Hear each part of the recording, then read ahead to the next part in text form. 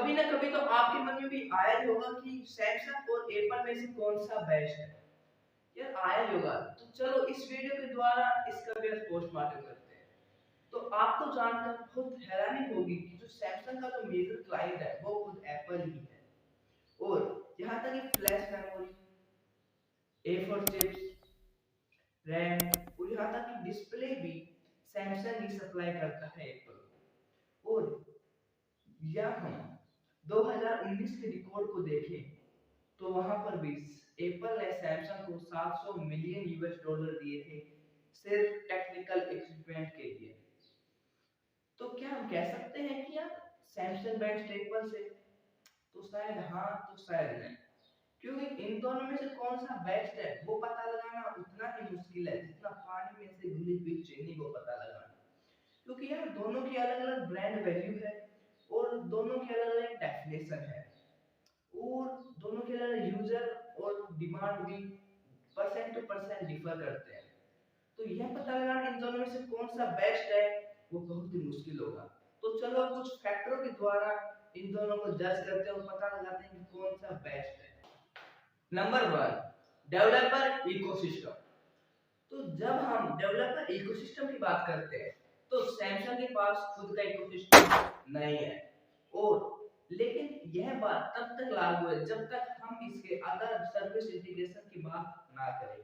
क्योंकि सैमसंग के पास कुछ प्रोडक्ट ऐसे भी हैं जिसका खुद का डेवलपर इकोसिस्टम है, जिसकी Titan OS, gear, smart watch and TV. But और बाकी चीजों के लिए गूगल पर ही भरोसा करना पड़ता है।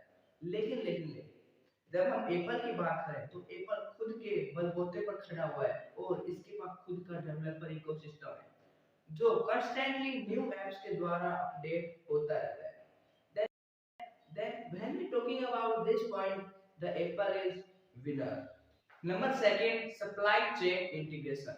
मतलब कि जो एप्पल है वो इंटरनल हार्डवेयर भी दूसरी कंपनियों से लेता है, बस वो खुद उनको असेंबल करता है। जैसे कि हमने पहले देखा था कि A4 चिप, फ्लैश मेमोरी, यहाँ तक डिस्प्ले भी सैमसंग से लेता है।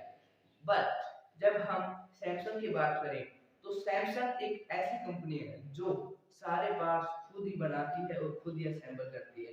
तो यहाँ तक कि वो सेल फोन के पार्ट्स भी खुद डिजाइन करती है।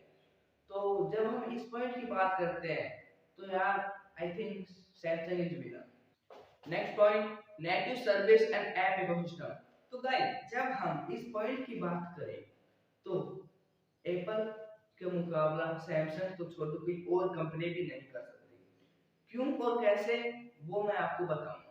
Native service and app ecosystem मतलब कि जहां पर आपको एप्लीकेशन और अदर सर्विस के लिए किसी और कंपनी पर रिलाई करना पड़ता है। जैसे कि सैमसंग को अपनी सर्विस और एप्लीकेशन के लिए गूगल पर रिलाई करना पड़ता है। बट वहीं पर एप्पल को पास खुद का एक ऐप इकोसिस्टम है जहां पर उसको किसी और कंपनी पर रिलाई नहीं करना पड़ता। तो इस पॉइंट की बात करें तो यार एप्पल इज विनर। आपको अगर अच्छा कैमरा चाहिए या अच्छी क्वालिटी चाहिए तो यार किसी को सैमसंग अच्छा लगता है तो किसी को एप्पल अच्छा लगता है। क्योंकि एंड्रॉइड इजी टू यूज है, इसमें स्पेस ज्यादा होती है और एक कंपैरेटिवली पॉकेट फ्रेंडली भी है। So guys coming to conclusion, मेरे हिसाब से Apple is winner in cell quality, feature, security. और अगर हम किसी मार्केट में पूछे तो मेरे हिसाब से बहुत ज्यादा एप्पल को ही मिलेंगे। बट हम इस बात से इनकार नहीं कर सकते कि सैमसंग एक बिगर कंपनी है और सैमसंग इलेक्ट्रॉनिक्स में ही नहीं बल्कि हस्सी अलग अलग सेक्टर में भी है, जैसे कि इंश्योरेंस से टैंक और आदि बहुत ज्यादा सेक्टर में है। सो गाइस अब मैं आपसे पूछना चाहूंगा कि आपके हिसाब से बिगर कंपनी कौन सी है? जाकर जो भी जवाब हो कमेंट बॉक्स में जरूर मेंशन कीजिएगा।